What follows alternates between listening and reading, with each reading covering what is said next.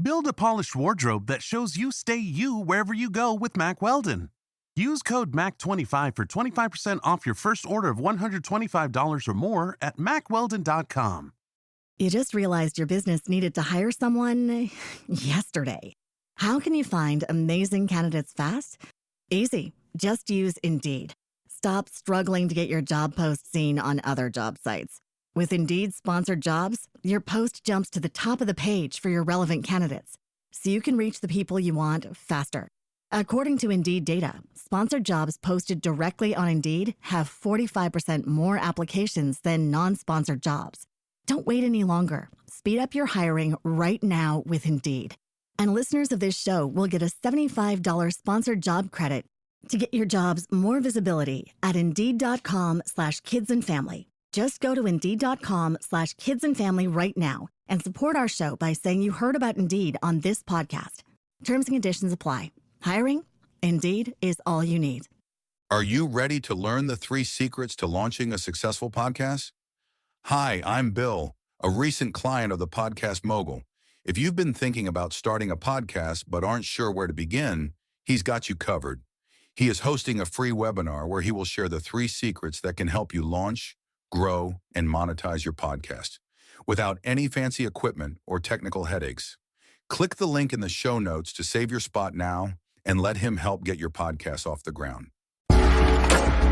Welcome to Invest in Yourself, the Digital Entrepreneur Podcast. Join the podcast mogul Phil Better as he interviews successful entrepreneurs that make their living in the digital world. Now, let's join your host, Phil Better, and his special guest today on Invest in Yourself, the Digital Entrepreneur Podcast. Welcome back to Invest in Yourself, the Digital Entrepreneur Podcast.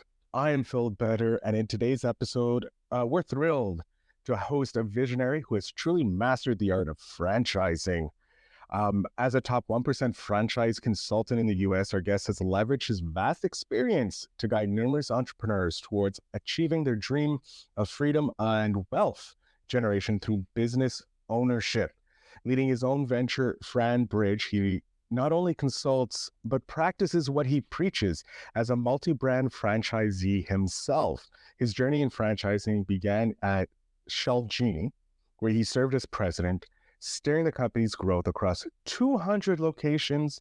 Before this deep dive into franchising, he spent 15 years scaling the corporate ladder, culminating as the vice president of sales for Carter's Inc., where he was responsible for, just a bit over $350 million in annual sales.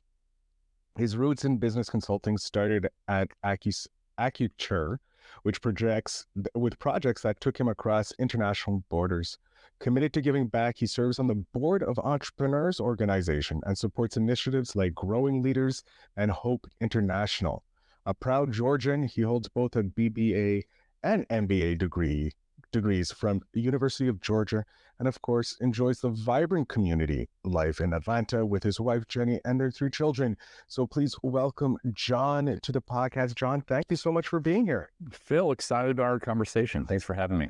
I also forgot that you're also an author. I forgot to put that in this lengthy introduction, and I forgot to mention you have a book that we'll get to. But Jon, I'm excited because franchisees is something that's very different as an entrepreneurial model, but we see them everywhere when we walk down the streets. So excited to learn everything, how you came to be the number 1 consultant, to the top one, the big dog in the space. So Jon, our first question out the bat, why? Why did you become an entrepreneur? Why did you jump into the franchisees world?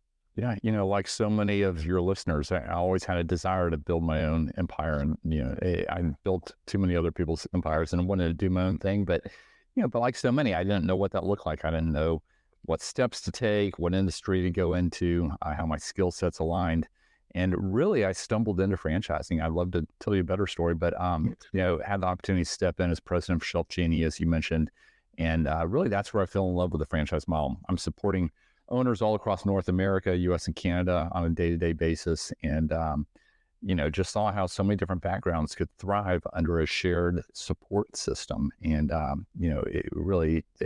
people were in business for themselves, but they weren't by themselves. We were there as part of their team, supporting them, giving them the playbook, helping them with all facets of the company. So fell in love with franchising. Since then, I've spun off and invested in franchises myself as a franchisee, as you mentioned. But I've got good people running the businesses, and allows me to spend most of my time helping other entrepreneurs and investors across North America step into business ownership.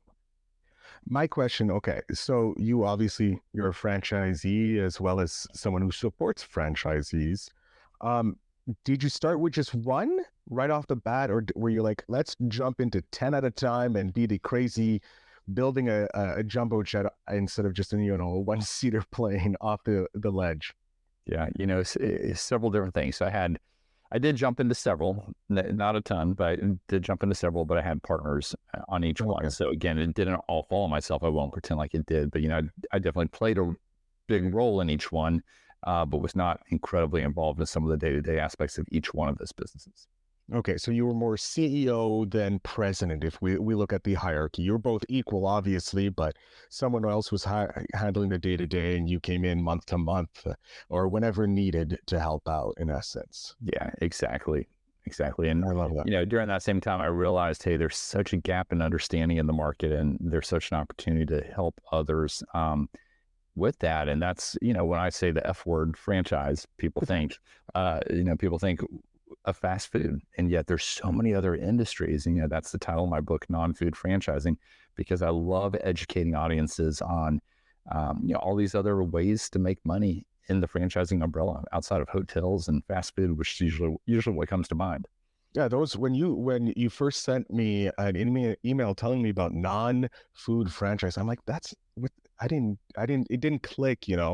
I knew about like Speedy Auto Glass. I'm like, okay, yeah, but like those are mechanics. Like those just those are like food. Like doesn't make sense. And so I took a look at your book and I was like, okay, this is very interesting. And I would love for you to tell my audience, like, what are some of other franchises that we may not be aware of that are franchisees? Yeah, we're seeing a lot of interest out there in a broad range of categories. I'd say the common theme right now, if there were one, is, hey, what's recession resilient? What's going to stand up and do well that's not going to be disrupted by Amazon? It's not going to be, disrupted that much by the economy if it were to go south. I mean, we've been talking about a recession for like a decade now. So what if the economy does go south? And so a lot of people step in wanting to be cautious around that. And so we're seeing that translate into things like home and property services, which I joke about as being non-sexy businesses, but they're understandable, they're cash flowing, they're not going out of style. No one's going to get, it's not trendy, but everything from dumpsters to insulation to floor coatings to gutters, businesses like that, where you're oftentimes bringing a white collar approach to a blue collar industry. We're seeing a lot of interest in things like health and wellness, everything from men's health and testosterone replacement to, to mental health, certainly fitness as well. We're seeing a lot of interest in areas like kids, pets, seniors, things, again, that are understandable. They're always going to be in need. And the beauty of the franchise model, Phil, is in most cases, our clients don't have any background in that industry they're stepping into. So it gives them a chance to put that business owner hat on, come in, follow the playbook, lean into the franchisor support team, and let them do a lot of the heavy lifting while they, really focus on hiring talent, retaining, incentivizing, and executing the playbook. I mean, that's really what it comes down to. I love it because it takes the pressure off an entrepreneur if they have this kind of playbook, because it's kind of like the in between. You're an entrepreneur, very sure, because you're running it yourself, right? However, you still have that backup of a corporation, quote unquote, because they went through all the iterations. They had to come up with the playbook that they're like, okay, if you just follow this, we're good to go. You're pretty much printing money, if you will. Like that's what that's where franchisees, instead of the full blown entrepreneur where you're jumping off the cliff, creating your own plane. So I like that. I like how the franchisee is kind of the in-between world, and it's a great world as well. Yeah, no, I do believe it's a better path to business ownership for most. I do think there's some that are too entrepreneurial. They don't want to live within the lines. Franchising's not right for them. And I have to tell some clients that. But for most of them, including existing business owners, those that have been there and started their own company, most of them love the idea of franchising for their next rodeo, as they build out that portfolio of businesses. We have so many case studies to show this. but they love the idea that they can step in and start on third base. A lot of the marketing and lead generation's already been figured out. They've optimized around the data from other markets. Product market fit has been established. They're not guessing. They're able to come in and understand what the historical financials look like, and so they can build their pro forma with some degree of intelligence. Something that oftentimes gets overlooked beyond just the franchisor supporting you kind of as a coach on the sidelines. In a good franchise system, you're going to have a lot of other owners living the same thing day in, day out. And so you're constantly learning from each other, exchanging best practices. And so you build some community that way as well. Yeah, it is building community. You're building a community because, like, if I'm facing a problem that, John, you face, and I'm in the Facebook group, I'm in the mastermind group, I'm in however the franchisees organize it, the Slack message, and I'm like, hey, I have this issue, and you can jump in and go, Phil, I solved it doing this, this, and this. Maybe you can do that. And I put it into practice. Before you know it, I'm off running. And when you have an issue, I'm willing to help. And it's like, it's a true community-based lifestyle, because everybody's facing the same problems, just in different areas. And the better you do, the more the brand is worth for them. There's that halo effect. So a lot of synergy. It's less selfish, because if I improve, you improve, then the value goes up, because if you're going up, it brings up my value. And if and ever I do decide to sell, I have a better evaluation, because we have all worked together to build that evaluation. What prompted you to write this book? Yeah, I was doing a lot of speaking, similar to this, and just seeing audiences lean in and how the message resonated. And I felt like, again, franchising, some try to focus on the entire market. For me, cutting out half the market was the smartest thing I've ever done. I cut out hotels and food and car washes. Those are a different animal too. But focusing on these other industries allows me to go deep, and that's where most of my clients want to play. I've got nothing against the food guys. We need them. We support them. Some of them do very well, but for me, I believe, my humble belief is there are easier ways to make money. That require less capex investment on the front end, maybe fewer employees, less operating hours, higher margins due to not having food waste, less susceptible to customer trends and consumer whims. So again, we support the food guys, but there's so many better ways to make money, in my humble opinion. Yeah, I can agree. Just like I prefer working on the internet than working a brick and mortar, because a lot more freedom. I have my laptop, I can work from anywhere. Whereas a brick and mortar, you're a little more locked into space, but works for everybody, right? Each for their own. John, with franchises, because a lot of people are concerned, because you hear like, oh, it's tough, it doesn't always work. What are maybe one of the pain points you see when you're consulting with your franchisees, because you are with FranBridge, you're helping these franchisees take it to the next level? What are some pain points, or maybe one pain point that you notice consistently across your consulting? Yeah, and so we're primarily working on the front end. We'll work with the candidate. Our service is entirely free. We're essentially a real estate agent, but for franchises. So we'll take them through a process and match them up. And just like any industry, franchising has strong players and weak players. There's some that I want to align myself with, and some I wouldn't. And so we help them identify, the best opportunities that are available in their market, and we talk to them about those opportunities and let them choose. I'd say once they're past that point, and really the franchisor is supporting them. I think of a case study recently where a client of ours decided to close down, and this doesn't happen often, but we had it every now and then. It does. It's just a law of numbers. But I remember reaching out to the franchisor and saying, "Hey, I've had so many other clients do really well with your franchise system. What happened in this case? What can we do to support this individual?" And I'll never forget his response. He said, "John, we have done everything we can. We've flown people down there. We've put them through additional training. He won't listen. He doesn't want to follow the system. He wants to do things his own way." And this sounds so cliche, but when I was at Shelf Genie and I looked across our owners across North America, really the two things that separated the strongest ones from everybody else were their ability to work with people, right? I mean, that goes without saying in business, right? You've got to be someone that people want to work for, want to work with. And then secondly, it was their willingness to follow the playbook. And I'd say those that followed it the closest were our top performers. Those that said, hey, I'm not going to try to be the smartest guy in the room, but there's a reason why I'm buying into a franchise system. Let me take this and go out and execute. And, a good franchisor is still going to let them be innovative and try new things. Because that's how a franchise system grows. They learn new things and then everyone shares them, best practices. But they're also going to say, hey, let's go execute. We know how to get you to where you want to be faster. Let's not take all these detours along the way. Mm. So yeah, you're seeing like the biggest thing is you also have to be coachable. You have to be willing to learn as well, because if you're not willing to listen to anybody, you're not going to get anywhere. So yeah, I can understand why that gentleman or that franchise unfortunately had to close their doors. When you're looking at potential franchise to partner with and work with, how do you go about judging if it's a good market? Let's say if you're going into a new like a franchisor, or you're looking at a new one, how do you know if it's a good market for you to go into? Yeah, so we work with over 600 different franchise companies, really all of those that are in growth mode, looking to expand and have room to expand into new markets. That's where we focus.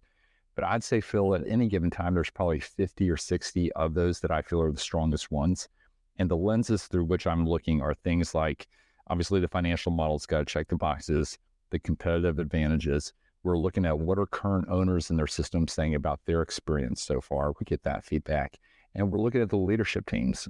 We want to see a good blend of industry experience as well as franchise experience represented on that team. So, once we start applying those filters on behalf of a client in a given market, combined with what our client's looking to do, are they looking to run the business as an owner operator full time, or are they looking to put a manager in place and maybe keep their day job, what we call semi-passive? We're looking at, what's their financial situation, what's their background, what could do well in that market. And I'd say what could do well in that market is fairly high level. We're primarily saying, hey, it's done well in comparable markets, and then, ultimately further into the process, they can do a little bit of due diligence on there and maybe some secret shopping and really understand who that local competition is and how they would compete with them. But no, those are some of the main lenses that we take people through. So oftentimes if you said, hey, I'm interested in opening up a business in Montreal, don't know what to do. What do you think, John? I would get on a call with you, and then I'd come back to you a couple of days later with, hey, Phil, if I'm in your shoes, here are the 10 opportunities that are available in your market that I'd want to be looking at, and here's why. Your goal would be to take those, call it 10, and narrow them down to maybe 3 or 4 to then actually have a phone call with. And so oftentimes that one that was number 4 in your mind going in is the one you end up choosing to go with. You have that light bulb moment, and you look at your spouse or what have you, and say, I can see myself doing that. That makes a lot of sense. I like that. What was it like for you? Like, have you sold any of your franchise? Have you exited out of your some of your franchises, or have you stayed with nearly all of them that you started and you're just continually adding to your portfolio because you're a greedy man, or a hungry hippo, if you will? We have sold a couple, and I have bought a couple from existing franchisees of other systems. So, that's a very natural exit strategy in franchising. Your lowest hanging fruit would be, if you're ready to sell the business, let's talk to other franchisees in the system. Some of them are looking to expand. And so that's a great way for them to expand and you to exit. You can also talk to the franchisor and say, hey, who has shown interest in my business over time? And, kind of go that path, have a natural lead list. Certainly you could put it out there on Biz by Sell and other websites, to get a lot of eyeballs as well. And this is interesting, Phil. So research has been done where they show that franchise businesses trade at a slightly higher multiple than non-franchise businesses in like-kind industries. Again, we're not talking about the tech world here. These are largely physical businesses. They may or may not be brick and mortar. They may just be more service-based and out in the field. But at the end of the day, when you look at like-kind industries, that resale buyer sees value in an existing franchise over just a traditional business. I like that. That's something important to take in consideration when you do start, because if an existing business already has that, like you said, like know and trust. If this business already has that built in versus, George's Pizza that just has been around for 10 years versus, McDonald's or something that's been around a long time. And it's really interesting. A lot of my clients come to us and say, hey, we're looking for an existing business because to purchase. On paper, that sounds great, right? You've got a known entity there in the market. You've got a team in place. Maybe it's cash flowing already. So that sounds great. But I really look at it from a mindset, and I kind of turn on the light bulb for my clients. There's risk involved there because you're paying a premium for this business. What if day one, your key employer, key employees leave? I mean, whenever you have a change in ownership, there's going to be some upheaval, in culture and such. And depending on the business, you may lose a key customer, if there were relationships. Oftentimes, you don't know that risk until you've already signed the dotted line and paid the check. And so, and all of a sudden, you're in business for yourself and by yourself. And so that's where I like franchising a lot, where from day one, you can kind of set the culture, build the team, and again, you've got that support mechanism on the sideline where at the end of the day, the buck stops with you as the owner. But if you've got a great team supporting your team day in, day out, it takes a lot of that support burden off of you. And I like that because you're talking to entrepreneurs, because your job as an entrepreneur is not to wear all the hats. You can't do everything because you're not the expert at everything. And what's really great is the previous interview I just had, because I'm a glutton for punishment. I do multiple interviews in one day, but it allows me to connect more dots. Mentioned, I don't have to be a genius. I just have to hire a genius, which is what franchisees is pretty much doing. You already have your org chart. You don't have to build your own org chart. You already have the org chart. You're like, okay, I just have to fill in these pieces and the puzzle's set. And now I have to make sure they do their job. If they want to be a like you said, semi-passive income, or they can be more involved and be the president and CEO if they will. They're like, I like punishment. I want to be here 24/7. Which is also very good because you get to keep that culture. You get to make sure the culture stays to what you want. Mm-hmm. With your expertise, because I'm guessing you're more of the semi-passive franchisee than the hardcore, I want to be there 24/7. What are you looking for when you're hiring those people, those geniuses, if you will, for the positions? How do you go about doing it? Yeah, I think that's the $1 million question: is how do you find the right people, that are going to be loyal and all that.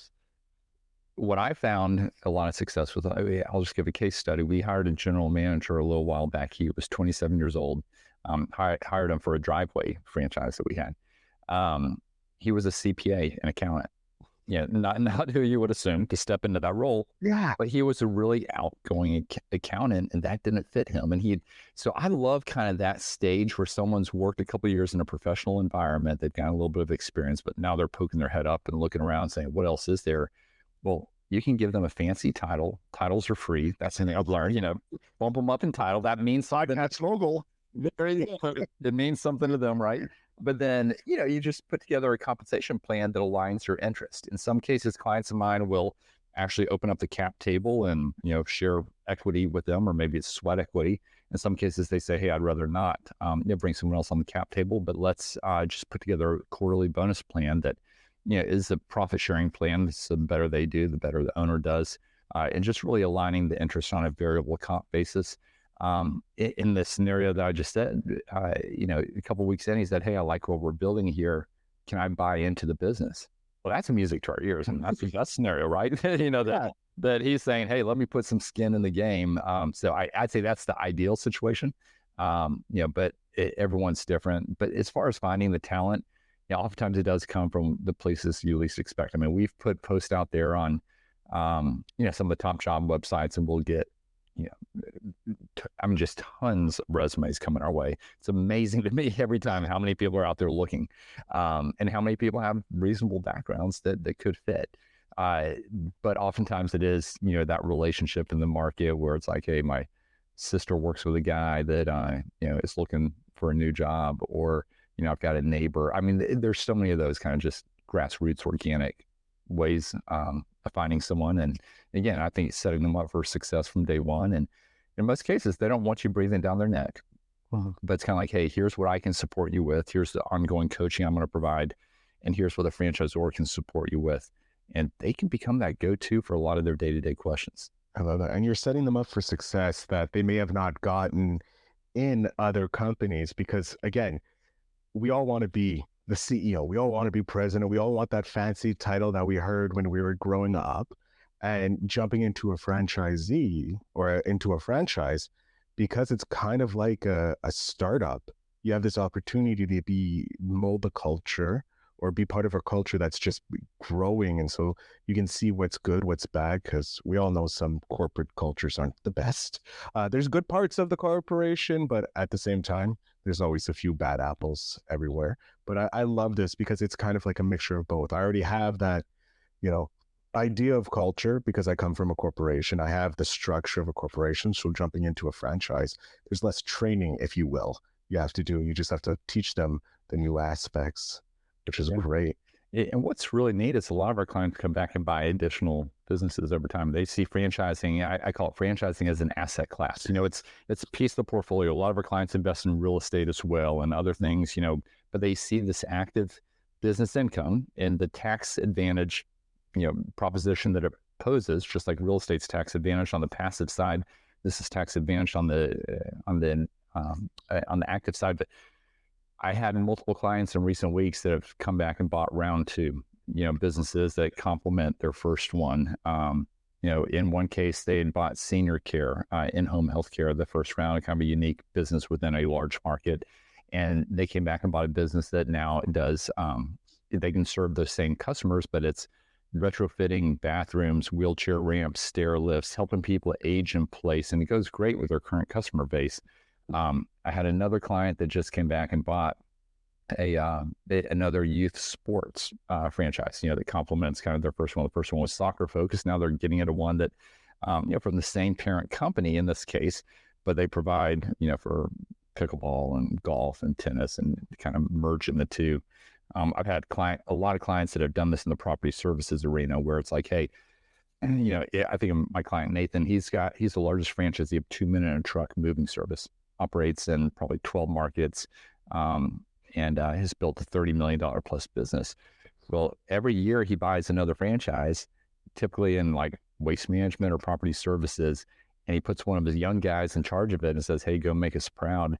And in every case, he's come back and bought additional locations of that business. So he's done very well with it, but it gives him a way to recruit better talent and a path to grow them within his organization to give them opportunities for promotion and more responsibility.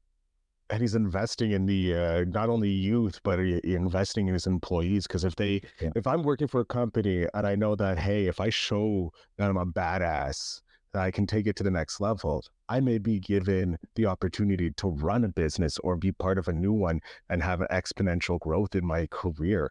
Like that's what I think a lot of, I guess, people want. They want to be able to know that there is this upward trend. And with franchisees and franchises, there's a lot of that opportunity because if they buy a second one, you may be plucked to be, okay, I need you to run it because I know how well you do at this one already. And I love that. That's a great idea. And of course, with the option of either buying in at one point or sharing the rev, it's a win-win scenario for everybody involved because you have someone with skin in the game. Once they know that they get a piece of the pie, if I that's why I love being an entrepreneur. I get the whole pie, but if someone's like, hey, I want a piece of the pie and I'll put in sweat equity, sure. Yeah, I love that. I want to talk about the future because with different trends going on and emerging, because we're in the tech world and I'm guessing innovations in the service-based world, what emerging trends in franchising that have you excited, and how is FanBridge positioning itself to capitalize on those trends? Yeah, we're always trying to figure out what the latest thing coming down the chute, on behalf of our clients. And I mean, I personally love the seat that I sit in because I get exposed to all these different business models. So there's so many franchisors in different segments that you would never think that would be a franchise, but they're saying, hey, franchising can create it. I mean, private equity loves franchising, so they've got that in their heads that, but they, their idea is, hey, franchising presents an opportunity to scale using essentially other people's money. They've got skin in the game. They know their local markets. They're highly incentivized. and we can train them with what we've learned here. So we just see so many emerging brands. I'd say that's a trend. I don't like the term trend, but that's a movement that's going on. And I love seeing we've done a bunch of deals recently with a business that does temporary containment walls around construction sites. Think of all the renovations you see in a hospital or in the airport or in retail hotels. You don't think about it, but there's walls that go around those, right? So I love those little kind of niches that you would never think of unless you see it, right? Yeah.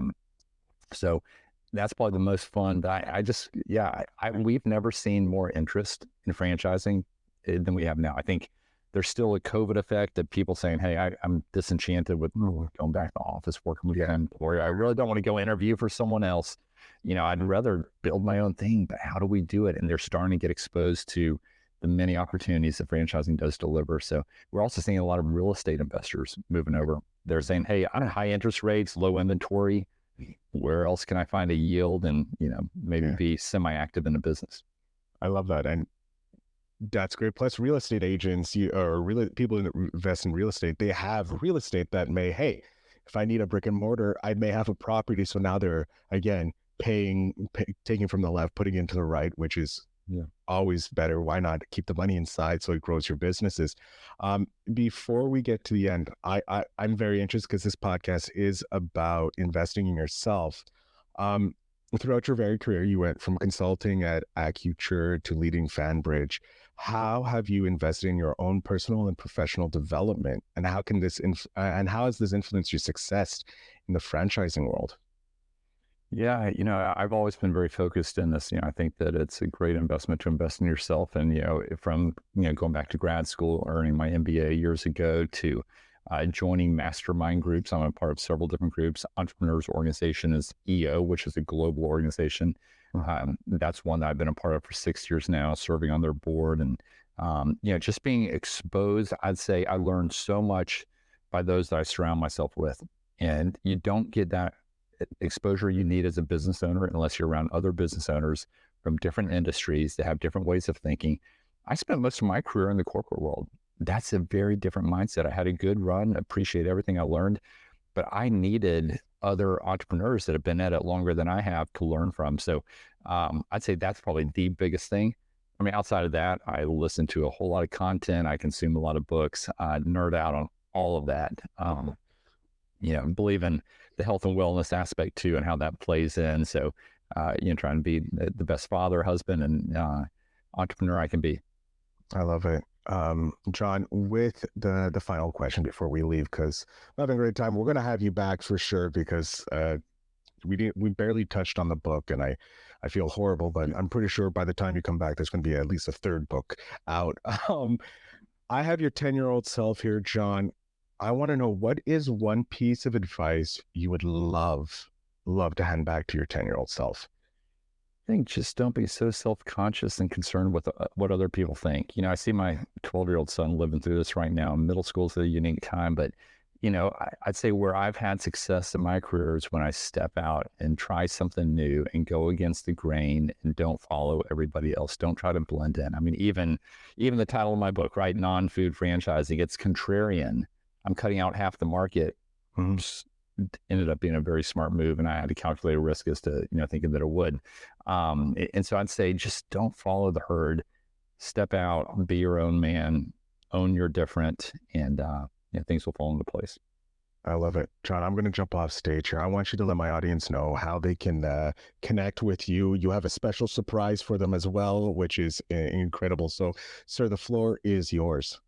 Yeah, come join us at franbridgeconsulting.com, franbridgeconsulting.com, and just share your email address. We will send you links to a free digital download of our book, whether you like the PDF version or the Audible version. We've got both of those available. Certainly, if you'd like to buy it on Amazon, all proceeds go to a great nonprofit that we support, Hope International. So, want to give them a shout out. But no, feel free to come out and get a free book, and then, if this is an area that you'd like to take a next step in and learn more, like I said, it's entirely free to work with us, but we'd love to hop on a quick call with you, and we can just talk about what it looks like and what next steps will look like, and I go from there. So again, franbridgeconsulting.com, and I look forward to engaging.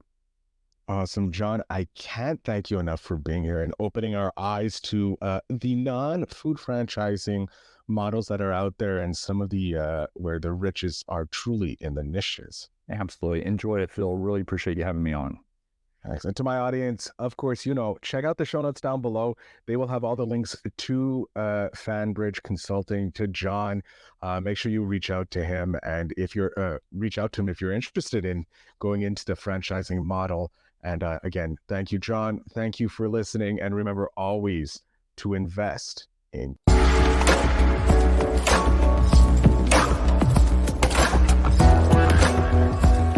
Thanks for tuning in. Now it's time to take the next step. When you're ready to dive deeper into how to launch, grow, and monetize your podcast, Phil's got something special for you. Join him for a free webinar where he'll reveal the 3 secrets that have helped countless entrepreneurs succeed in podcasting. Click the link in the show notes to save your spot, and let's turn your podcasting dreams into reality.